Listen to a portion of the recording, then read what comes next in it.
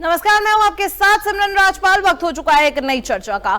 महाराष्ट्र में कांग्रेस से लेकर उनके किसी भी सहयोगी का कोई भी मुद्दा नहीं चल पाया। वहीं दूसरी तरफ भारतीय जनता पार्टी और महायुति ने एक ऐतिहासिक जीत दर्ज करवा ली है और साथ ही साथ अब मुख्यमंत्री पद को लेकर भी कई सवाल उठ रहे हैं। लेकिन जैसे ही महायुति ने अपनी जीत दर्ज करवाई, वैसे ही अजीत पवार समेत एकनाथ शिंदे की पार्टी हो या फिर भारतीय जनता पार्टी, वो मुख्यमंत्री पद पर अपना दावा ठोकने लगे। और प्रधानमंत्री मोदी ने भी भारतीय जनता पार्टी के कार्यकर्ताओं को संबोधित करते हुए कांग्रेस पर निशाना साधा और साथ ही साथ उन्होंने शरद पवार और शिवसेना यूबीटी को भी घेरे में लिया। अब लेकिन सबसे बड़ा सवाल महाराष्ट्र को लेकर यह उठ रहा है कि अगला मुख्यमंत्री कौन बनेगा। क्या बीजेपी इस बार मुख्यमंत्री पद पर अपना दावा ठोकेगी या एकनाथ शिंदे को एक बार दोबारा मौका दिया जाएगा, या फिर अजीत पवार अपना सिक्का जमाने की कोशिश करेंगे? क्योंकि एनसीपी के तमाम नेता ये मांग कर रहे हैं कि एनसीपी से ही इस बार मुख्यमंत्री होना चाहिए। महाराष्ट्र में मुख्यमंत्री पद को लेकर क्या चल रहा है, इस पर आज हम चर्चा करने वाले। हमारे साथ तमाम मेहमान जुड़ रहे हैं। आशीष मिश्रा हमारे साथ जुड़ेंगे कांग्रेस से, किशोरप्पा हमारे साथ जुड़ेंगे एनसीपी अजीत पवार के गुट से, चंद्रभूषण सिंह हमारे साथ जुड़ेंगे भारतीय जनता पार्टी से और संजय द्विवेदी हमारे साथ जुड़ेंगे शिवसेना यूबीटी से। लेकिन उससे पहले कुछ वीडियोस। राष्ट्र नहीं होने देंगे तो इसके लिए इस प्रकार के नतीजे महाराष्ट्र के ऊपर लाद गए हैं। ये जनता का कौल हो ही नहीं सकता। महाराष्ट्र की जनता का मन हमें मालूम है, ये हो ही नहीं सकता है। राउत साहब, दिख रहा है कि लाडली बहन जो सरकार, अरे लाडली भाई, यहाँ लाडले भाई है, लाडले नाना जी है, लाडले दादाजी है, सब कुछ लाडले है ना यहाँ। हमको मालूम है क्या है ये। इतनी ये निर्णय जो आया है, ये नतीजा आया है, ये जनता का निर्णय नहीं है, मैं इतना ही कहूंगा। नहीं राउत साहब, लेकिन लोकसभा चुनाव के वक्त आपने जो जनता ने, आज हम यहाँ पर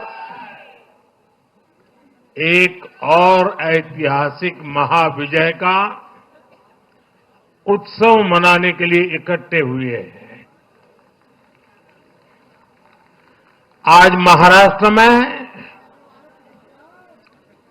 विकासवाद की जीत हुई है।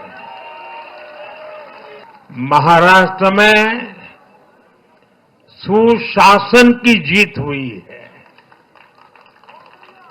महाराष्ट्र में सच्चे सामाजिक न्याय की विजय हुई है। और साथियों, आज महाराष्ट्र में झूठ, छल, फरेब बुरी तरह हारा है। विभाजनकारी ताकतें हारी है। आज नेगेटिव पॉलिटिक्स की पराजय हुई है।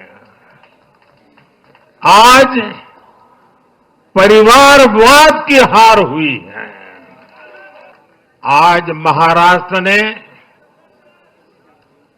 विकसित भारत के संकल्प को और मजबूत किया है। मैं देश भर के भाजपा के, एनडीए के सभी कार्यकर्ताओं को बहुत बहुत बधाई देता हूं, उन सबका अभिनंदन करता हूं। मैं श्री एकनाथ शिंदे जी, मेरे परम मित्र देवेंद्र फडणवीस जी, भाई अजीत पवार जी, उन सब की भी भूरी भूरी प्रशंसा करता हूं। त्याची कहता है की त्यांच्या जागा जास्त आहे, ही गोष्ट अमान्य करण्याचं कारण आहे। राष्ट्रवादी हा पक्ष त्याचा संस्थापक कोण आहे हे साधारणतः महाराष्ट्रात माहीत असावं। राष्ट्र नहीं होने देंगे तो इसके लिए इस बीजेपी से इस बार मुख्यमंत्री पद थामने की कोई उम्मीद है? क्योंकि कहीं आपके प्रवक्ता कह रहे हैं कि एनसीपी को मुख्यमंत्री का पद मिलना चाहिए, वहीं दूसरी तरफ आपके ही नेता जो हैं अजीत पवार, वो लगातार देवेंद्र फडणवीस के साथ भी दिख रहे हैं। किशोरप्पा जी। हमारी राय तो है दादा सीएम बनने चाहिए, लेकिन अभी महायुति जो दिल्ली से डिसीजन देगी उसी के ख्याल से कल विधि हो जाएगा। ठीक है, लेकिन कहीं ना कहीं तो आप भी सोच ही रहे होंगे ना, मुख्यमंत्री पद का दावा तो आप भी कर ही रहे हैं, कहीं ना कहीं आप भी सोच रहे हो। हमारी पूरी पार्टी सोच रही है, नहीं हमें चाहिए ही, लेकिन अभी वो महायुति का शासन आया है, महायुति के जीत हुई है, तो महायुति में ही डिसीजन हो जाएगा। तो मतलब अभी इस पर कोई भी आपके हिसाब से बात नहीं हुई है, क्योंकि अब कहा जा रहा है कि एकनाथ शिंदे कल अपने मुख्यमंत्री पद से इस्तीफा दे देंगे, तो अभी तक लेकिन कोई नाम सामने नहीं आया है। नहीं, आज मीटिंग हो जाएगी और शाम तक फाइनल हो जाएगा। दादा को सीएम देने के हमारे पार्टी के सभी विधायकों ने बोला है, लेकिन अभी वो महायुति के मीटिंग में ही वो बात पड़ेगी आगे। किशोरप्पा जी, साथ ही साथ ये भी सवाल उठ रहा है कि एक है सेफ है, इस नारे के साथ अजीत दादा तो नहीं दिख रहे थे, लेकिन अब वो नारा कहा जा रहा है महाराष्ट्र में काम आया, और बीजेपी की अगर आप सीटें देखें 133 सीटें भारतीय जनता पार्टी को मिली हैं, उसी के साथ ही साथ अगर वो 10-11 सीटें और ले आते तो अपने ही दम पर वो सरकार बना लेते, तो यहाँ पर तो एक बड़ा सवाल खड़ा हो ही रहा है। महायुति एक दिल से एक साथ लड़ी, सबका ये बेनिफिट हुआ है, और दादा ने भूमिका ली, वो हमारी पार्टी का आइडियोलॉजी है। मैंने पिछले आपके डिबेट में बोला था, हमारी पार्टी की अलग आइडियोलॉजी है, भारतीय जनता पार्टी की अलग है, सेना की अलग है, जो जो अपने अपने तरीके से प्रचार में जुड़ रहा था, इसलिए वो दादा बोले थे कि वो बटेंगे कटेंगे। वो इसमें पार्टी का अलग एजेंडा था और महायुति का अलग एजेंडा था। ठीक है चंद्रभूषण जी, इस बार बलिदान तो नहीं होगा ना? देखिए, लोकतांत्रिक तरीके से मुख्यमंत्री का चयन होगा, और जो लोकतांत्रिक प्रक्रिया है के अनुसार महायुति की सरकार बनेगी। पहले भी मुख्यमंत्री की लड़ाई नहीं थी, क्योंकि देवेंद्र जी या फिर शिंदे जी, पवार जी, तीनों लोग मिलकर महाराष्ट्र में शासन व्यवस्था को चला रहे थे, जिससे कि जनता खुश थी। माननीय प्रधानमंत्री जी के मार्गदर्शन में जिस प्रकार से योजनाओं को लागू किया गया और जनता तक अपनी बात पहुंचाई गई, उससे हमको एक महाविजय प्राप्त हुई है। लेकिन और इसके लिए कोई किसी तरह का त्याग या बलिदान की लेकिन चंद्रभूषण जी, नहीं। आज भारतीय जनता पार्टी सबसे बड़ी पार्टी बनकर उभरी है, और ये लोकतांत्रिक प्रक्रिया का हिस्सा है। कोई भी पार्टी जो सबसे बड़ी पार्टी होती है उसको गवर्नर इनवाइट करते हैं, और यहाँ हमारी तीनों पार्टियां साथ लड़ रही थी चुनाव, उनमें तीनों ने बहुत अच्छा प्रदर्शन किया है। लेकिन चंद्रभूषण जी, क्योंकि देखिए अगर 70, 75, 80 सीटें भारतीय जनता पार्टी के पास होती तो ये चर्चा ही नहीं होती, तब तो हमें पता है आप बलिदान देने को तैयार हो जाते, लेकिन 133 सीटें हैं फिलहाल आपके पास। देखिए, भारतीय जनता पार्टी ने कभी भी कोई त्याग किया है, बलिदान दिया है, वो जनता के हित के लिए, देश के हित के लिए, देश के विकास के लिए किया है। भारतीय जनता पार्टी परिवार की राजनीति नहीं करती है कि परिवार बचाने के लिए मुख्यमंत्री बन जाए, परिवार बचाने के लिए मंत्री बन जाए। भारतीय जनता पार्टी के हर एक कार्यकर्ता इसलिए काम करता है तो देश के विकास के लिए जुड़ सके, वो लोगों की सुरक्षा के साथ जुड़ सके, वो संस्कृति के साथ जुड़ सके। आज महाराष्ट्र में वो करके दिखाया, और आज महाराष्ट्र में बनेगी सबसे बड़ी भारतीय जनता पार्टी के जो मैंडेट मिला है उसके अनुसार ही कोई मुख्यमंत्री बने। लेकिन चंद्रभूषण जी, जनता ने आपको इतना फल झोली में दिया है तो उसको खाना भी तो अब टाइम आ गया है ना, उसे खाने का भी। एक तो मुख्यमंत्री, आपसे उम्मीदें लगाई जा रही हैं कि भारतीय जनता पार्टी इस बार मुख्यमंत्री पद पर दावा ठोकेगी। नहीं, कोई तीनों लोगों में से कोई दावा नहीं ठोक रहा है, ये सब स्पेकुलेशंस है। शिंदे जी मुख्यमंत्री हैं, उन्होंने उन्हीं के नेतृत्व में चुनाव लड़ा गया था, और आगे जो भी फैसला होगा वो तीनों लोग मानेंगे, और उसके अनुसार महाराष्ट्र के लिए चुनाव, जो महाराष्ट्र के विकास के लिए, जनता के लिए उचित काम होगा, वो काम तीनों लोग मिलकर करेंगे। और तीनों लोग बहुत ही एक्सपीरियंस है, देवेंद्र जी मुख्यमंत्री रहे, फिर उप मुख्यमंत्री रहे, शिंदे जी मुख्यमंत्री हैं, आगे भी रहेंगे। तो इस तरह की कोई भी स्पेकुलेशन नहीं है। हाँ, मोदी जी के कार्यों को किस तरह जनता तक पहुंचाया जाए, इसके लिए सभी लोग काम करते हैं भारतीय जनता पार्टी में। चंद्रभूषण जी, वही तो मैं भी आपसे कह रही हूँ, अब डेमोक्रेसी की बात करें, डेमोक्रेसी भी तो आंकड़ों की ही बात करती है, जिसके पास मेजॉरिटी होती है वही अपना मुख्यमंत्री पद पर दावा ठोकते आया है। तो ये जनता जानती है, और दूसरे जो हमारे सहयोगी हैं वो भी जानते हैं कि लोकतांत्रिक व्यवस्था को किस प्रकार देश में लागू किया जाए, एक दूसरे के साथ हैं।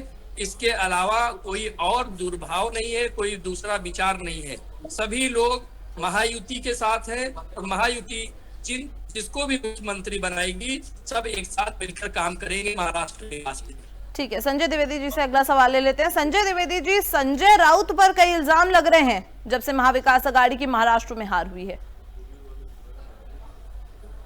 जो आदमी 100 दिन जेल में रहा हो जी और उसने पार्टी ना छोड़ी हो तो संगठन के लिए काम कर रहा है। ऐसे थोड़ी ना सीबीआई डांटा, फलाने डांटा, सीबीआई पीछे पड़ी, ईडी पीछे पड़ी, पार्टी छोड़ के लोग भाग गए। तो उनसे तो अच्छे हमारे संजय अनुपम जी हैं, कम से कम पार्टी में लगे तो आज उद्धव ठाकरे की साथ काम तो कर रहे हैं। मैं इस बात सिमरन जी, इस बात में आता हूँ, अभी ऐतिहासिक विजय बताया महाराष्ट्र में, तो महाराष्ट्र में ठीक है हम हार गए हम, ठीक है, अच्छी बात, अच्छा है। ये मतदाता भगवान होते हैं, इनका जो निर्णय होता है वो मानना पड़ता है। हम भी मान लिए कि हमको उन्होंने हराया, हमारी कुछ कमियां नहीं होंगी। लेकिन मैं जो परजीवी शब्द कहा कांग्रेस के लिए, राहुल गांधी के लिए, कि वो किसी बिना पार्टी के काम नहीं कर सकते हैं, तो वो इतने जुमले फेंकने। देखिए जब आप ऐसा एक उंगली कर रहे हैं, तीन उंगली आग की तरफ हो गई। प्रधानमंत्री जी की मैं इज्जत करता हूँ, वो संवैधानिक पद पे है, मैं ऐसी कोई बात नहीं कहना चाहता, लेकिन क्या भारतीय जनता पार्टी महाराष्ट्र में परजीवी नहीं है? क्या बिहार में परजीवी नहीं है? 6 राज्यों में लेकिन संजय जी, खाता नहीं खुला, संजय जी हार गई। संजय जी, चंद्रभूषण जी से हम इस पर जवाब जरूर लेंगे, लेकिन आप खुद सोचिए ना, 133 सीटें भारतीय जनता पार्टी के पास थी, 145 उन्हें चाहिए थी, 12 सीटें वो और ले आते तो पूर्ण बहुमत से खुद ही आ जाते। सिमरन जी, अहंकार अहम ये नहीं आदमी के अंदर होना चाहिए। अगर उनको 33 सीटें मिली है तो 20 सीटें हमको मिली है और जनता ने वोट भी दिया हमको। ऐसा तो हमको वोट ही नहीं दिया है, एक भी सीट नहीं मिली। हम महाविकास अघाड़ी 0 हो गई है। अरे जो उनको समझ में आया, आज लोकसभा चुनाव हुआ नांदेड़ में, कांग्रेस जीती। क्यों जीती कांग्रेस? भाई कांग्रेस जीत गई ना नांदेड़ में, तो इसे इतना होने के बाद नांदेड़ में कांग्रेस जीत रही है। तो मतदाता है, कभी उनको लगा कि नहीं ये जय सही है, इनको दे दिया। भाई क्या भारतीय जनता पार्टी खाने से पहले नहीं हुई? भाई सपा पार्टी जो थी 24 सीटें मिली थी उत्तर प्रदेश में, आपको याद होगा जब सरकार बनी, इनकी सरकार बनी। लेकिन सर अगर पश्चिम बंगाल की भी हम बात करें तो 2019 के अगर हम चुनाव देखें तो उधर भारतीय जनता पार्टी को लोकसभा में एक बढ़त मिली थी, वहीं अगर जब विधानसभा चुनाव की बात आई तो वापस से टीएमसी आ गई। तो ये तो चलता रहता है ना, क्योंकि आप लोगों के साथ क्या हुआ था कि आप लोग पहले ही मुख्यमंत्री के चेहरे पर लड़ रहे थे, सरकार आपकी बनी नहीं थी, लेकिन आप मुख्यमंत्री के चेहरे पर, एक सेकंड संजय जी, मेरी बात पूरी नहीं हुई है, आप लोग मुख्यमंत्री के चेहरे पर लड़ रहे थे। और साथ ही साथ अब ये सवाल भी खड़ा हो जाता है ना कि कौन नेतृत्व कर रहा है, इसकी भी बड़ी जिम्मेदारी आ जाती है। देखिए मुझे सिमरन जी आपके सामने मानने में कोई दिक्कत नहीं है जी। ये हमारा प्रयास था कि मुख्यमंत्री चेहरा दे दिया जाए, और हम लोग उद्धव ठाकरे जी की मांग कर रहे थे। अगर उद्धव ठाकरे जी को चेहरा बना दिया होता तो शायद जो स्थिति हमारी हुई है, जो मेरा अपना आकलन है, बाकी हमारी पार्टी आकलन कर रही वो अलग मैटर है। अगर उद्धव ठाकरे जी का चेहरा दे दिया होता तो निश्चित हम कहीं अच्छी पोजीशन में होते, भले हम हार जाते, लेकिन पोजीशन हमारी अच्छी होती। जनता को लगता, जनता को विश्वास हो गया कि पता नहीं क्या मुख्यमंत्री कौन बनेगा, तो उन्होंने एक तरफा वोट दे दिया। तो मतलब आप अभी भी यही कह रहे हैं कि अगर आप अभी भी यही कह रहे हैं अगर उद्धव ठाकरे के नेतृत्व में चुनाव लड़ा गया होता तो आज शायद स्थिति कुछ और होती, परिणाम कुछ और होते, आज कुछ और होते। मैं कह रहा, दूसरा मैं कह रहा हूँ मध्य प्रदेश उनका मंत्री हार गया, क्या अच्छी बात है? ये मध्य प्रदेश में बीजेपी का मंत्री हार गया। अब अगर परजीवी आप कह रहे हैं राहुल गांधी परजीवी हैं, तो क्या परजीवी प्रधानमंत्री जी नहीं है? केंद्र सरकार चल रही है, इनको पीएम हार गए, कांग्रेस के पीएम हार गए। तो ठीक है किशोरप्पा जी, हम आपके पास लौटेंगे। परजीवी अगर सुन लीजिए, परजीवी अगर है राहुल गांधी जी, तो क्या माननीय प्रधानमंत्री परजीवी नहीं है? तो केंद्र सरकार जो चला रहे हैं वो परजीवी वाली सरकार नहीं है? सर कांग्रेस सरकार नहीं चल रही क्या? संजय जी कांग्रेस हमारे साथ, कांग्रेस ने 57 साल सबको हराया है। ठीक है, आज कांग्रेस ऐसा तो नहीं कि सरकारें नहीं है या संजय द्विवेदी जी, संजय द्विवेदी जी, कांग्रेस के प्रवक्ता हमारे साथ जुड़ नहीं पाए, इसलिए हम उनसे सवाल तो नहीं ले पा रहे, क्योंकि आप गठबंधन में साथ में हैं उनके, तो सवाल तो आपसे भी बन रहा है, क्योंकि नेशनल पार्टी है कांग्रेस। आप कांग्रेस पे बात कर रहे हैं, इसलिए मुझे कांग्रेस को बीच में लाना पड़ रहा है कि कांग्रेस नेशनल पार्टी और आप लोग 3 बड़ी पार्टियां, शरद पवार, आप और साथ ही साथ कांग्रेस पार्टी, कुल मिलाकर 50 सीटों से भी कम ला पाई है।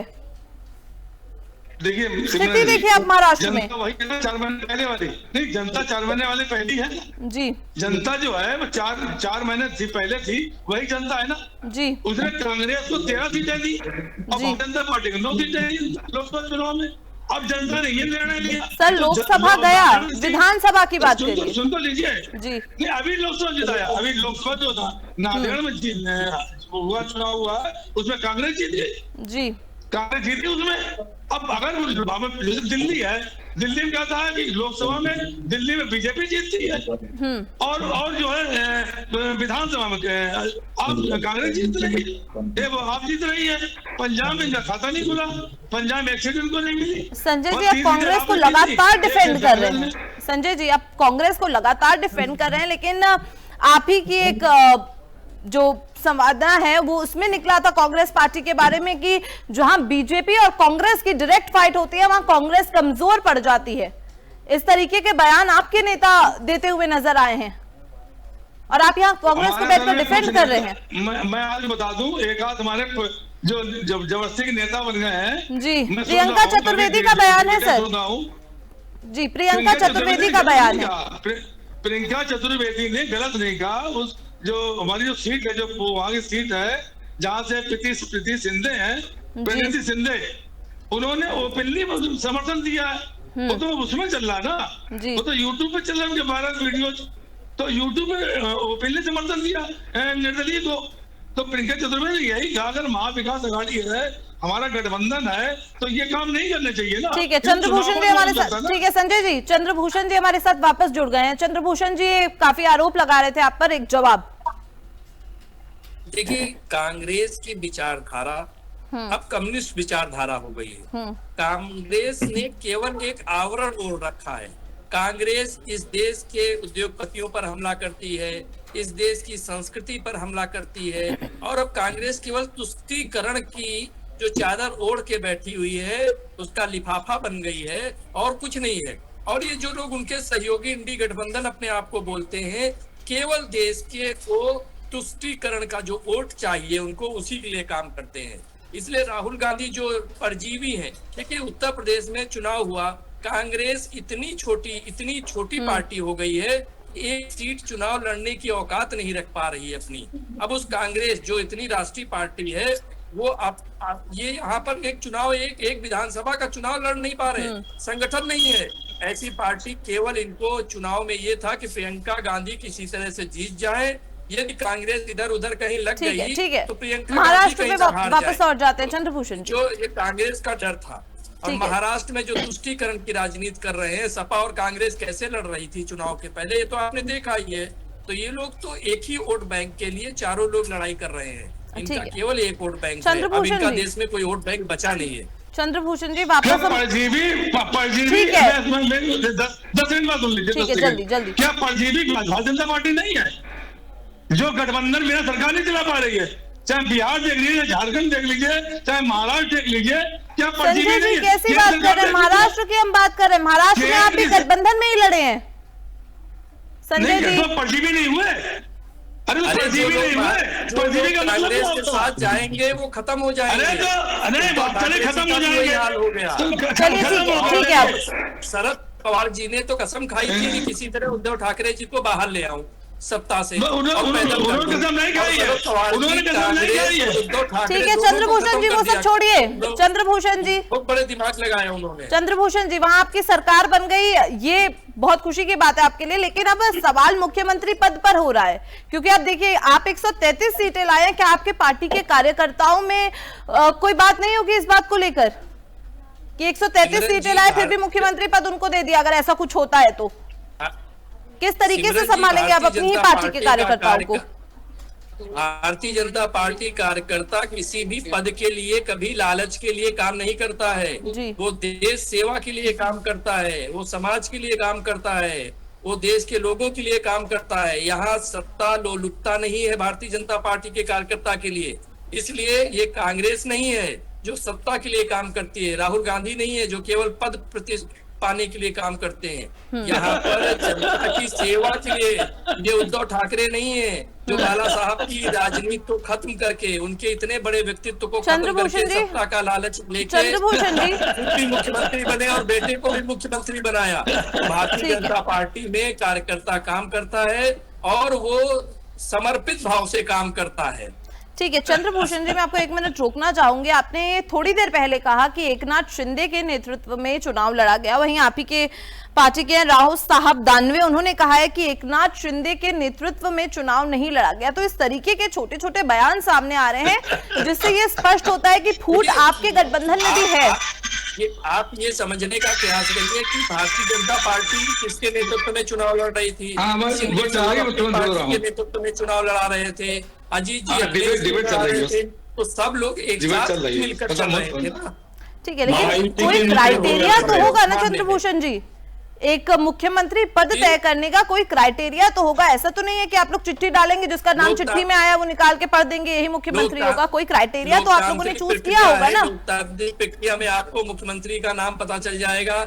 आप स्पेकुलेशन मत लगाइए, कोई प्रक्रिया को समझिए। मुख्यमंत्री जो जनता ने जिसको मुख्यमंत्री बनाया है वही मुख्यमंत्री बनेगा।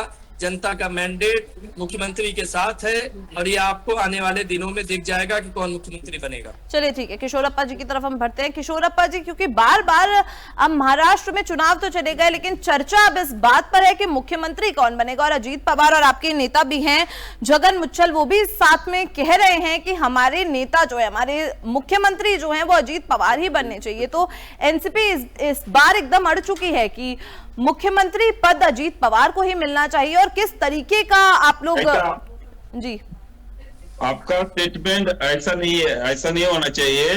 अड़ चुकी है नहीं, हमारे पार्टी के सभी विधायक की मांग है, लेकिन हम महायुति के साथ ही है। महायुति जो डिसाइड करेगी वही सीएम होगा।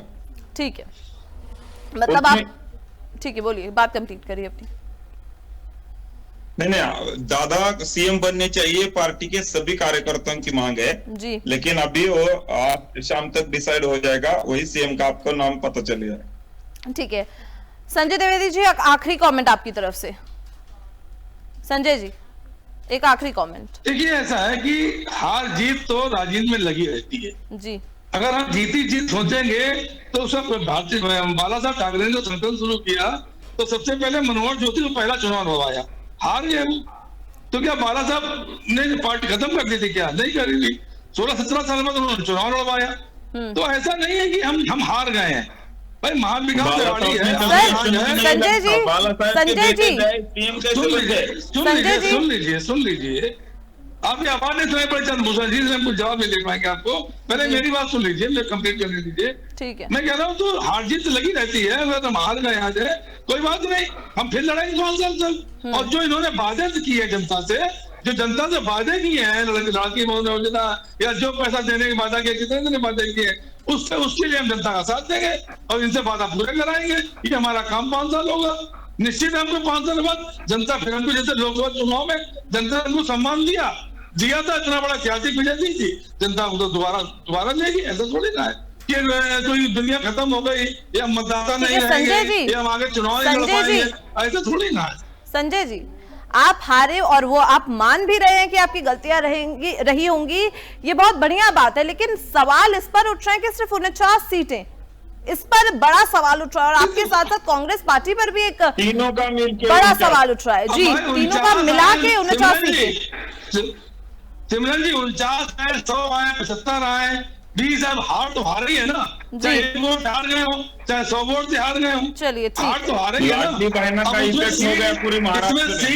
उसमें सीट का भी ज्यादा कोई महत्व नहीं होता है।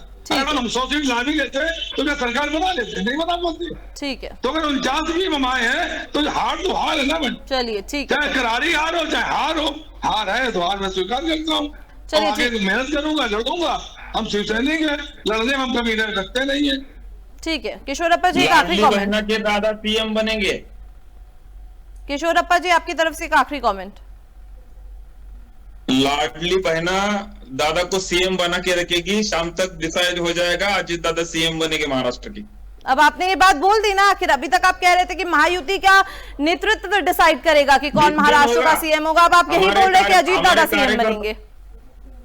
हमारे कार्यकर्ताओं आखिरी की मांग कमेंट है बोल रहे। और उस पे चलिए, ठीक है। भारतीय जनता पार्टी, शिवसेना और एनसीपी वाले डिसाइड करेंगे दादा के नाम पे। ठीक है संजय जी, जल्दी सिमरन जी, बोलिए। एक आखिरी कमेंट बोल रहे हैं। जी जी बिल्कुल सिमरन जी, बिल्कुल आखिरी कमेंट। बिल्कुल देखिए, बोलिए आखिरी संजय जी। कमेंट मेरा ये है, जैसे उन्होंने शरद पवार को तोड़ा जी और जैसे शिवसेना को तोड़ा, अब तो विधायकों को पार्टी बनाने लगे ना, जनता पार्टी।